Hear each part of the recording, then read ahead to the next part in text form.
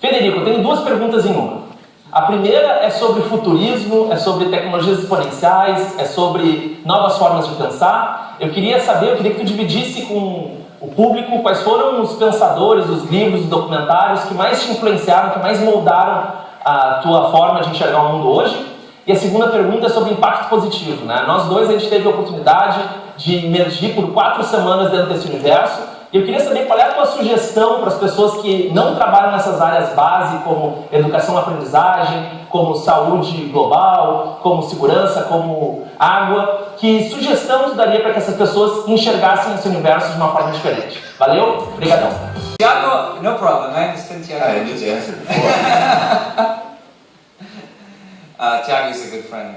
He came to Singularity with me, and then I went to Perestroika 3 years ago to give lectures at his school. So the first one was about documentaries and thinkers, and yeah. So I think I'll give you one. I'll start with sci-fi, science fiction. So I think even though it's a very old text, Isaac Asimov's Foundation was a huge influence on my thinking. And how many here are familiar with Asimov's Foundation series? Okay, just maybe 5%. We are the old ones. So it's about the rise and collapse of civilizations and forecasting in thousands of years into the future.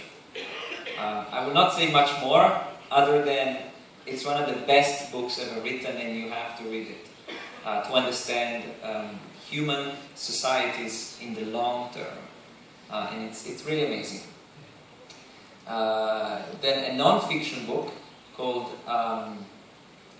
Hackers, the Heroes of the Digital Revolution. Stephen Levy, in 1990, he wrote this book. I was 5 years old, and I read it when I was maybe 10, in 1995, and then I decided to become a hacker.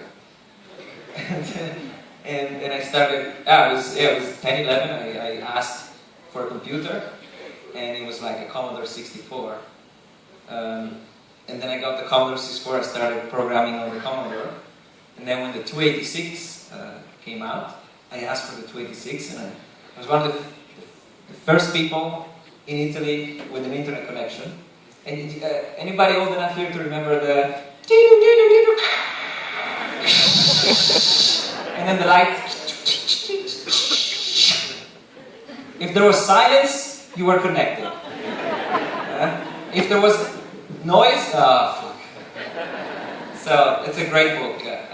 Hackers, the Heroes of the Informatics Revolution. It talks about the development of all the computer industry and all the great hackers, Rodblat and the people at Stanford, the Homebrew Computer Club, and how they built, they created the industry before Apple, before IBM, before the mainframes, before everything.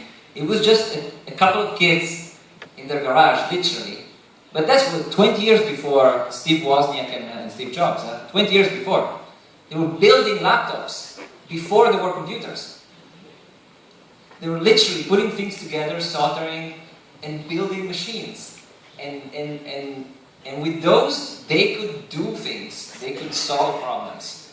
And when I was reading it, I was very inspired, because it means that in the past you needed a lot of capital, you needed land, you needed to be a nobleman, you needed that kind of established power to have an impact. And there was only few people. But suddenly with computers, if you just had smart, a lot of patience, and a lot of grit, you sit down there and you try, and you can solve problems.